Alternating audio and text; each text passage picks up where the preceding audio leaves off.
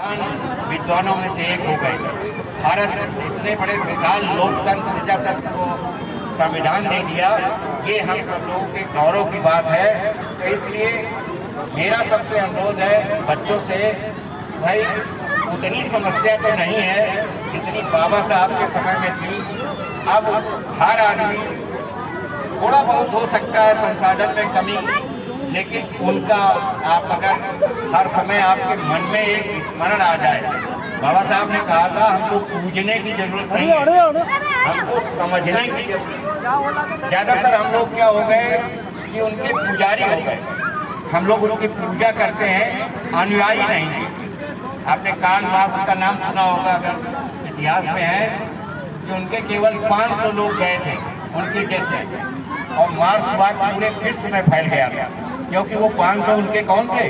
अनुयायी थे। और बाबा साहब की जब मृत्यु हुई थी तो 5 लाख से ऊपर ज़्यादा भीड़ थी, लेकिन उसमें ज़्यादातर संख्या किसकी हो गई? पूजने वालों, मानने वालों की संख्या। उनको आपको मानना है। मेरा अनुरोध है कि उनको आपको हमेशा ये चीज़ रखना है और अपने बच्चों को रखना है कि अगर हम उस परिवार के, हम उस पीढ़ी के जो है ना वंशज हैं, जहाँ पे जिसने विश्व का नेतृत्व किया, जिसका कोलंबिया यूनिवर्सिटी में नाम लिखा है, ऐसे वंशज, उन्हीं के परिवार के हम वंशज हैं हम सब लोग।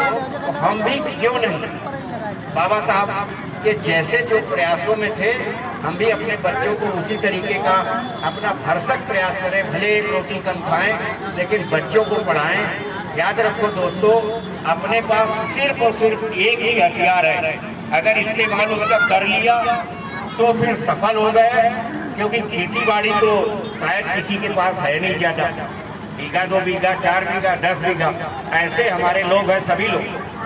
तो सिर्फ और सिर्फ शिक्षा के बदौलत आप वहाँ पहुँच सकते हैं जहाँ आप सोच भी नहीं सकते हो। आप जो सोचोगे वहाँ पहुँच जाओगे। कहाँ तक पहुँचना है? आपको राष्ट्रपति मिल गया, किसकी बदौलत मिल गया? देश का राष्ट्रपति आपको किसके बदौलत मिला है? शिक्षा और संविधान की बदौलत। तो आप भी मेहनत करो। मैं व्यक्तिगत रूप से जो है ना आज बुद्ध पूर्णिमा पे अपने को यहाँ आने में बहुत ही गौरवान्वित महसूस कर रहा हूँ। मुझे ये शुभ अवसर प्राप्त हुआ कि मैं तथागत भगवान बुद्ध की लुम्बिनी में, जहाँ इनका जन्म हुआ, वहाँ भी मैं गया। और फिर इसके बाद जहाँ बोध गया, उनको ज्ञान प्राप्त हुआ, वहाँ पे मुझे दर्शन लाभ मिले। और अंत में जहाँ पे उनका परिनिर्वाण हुआ,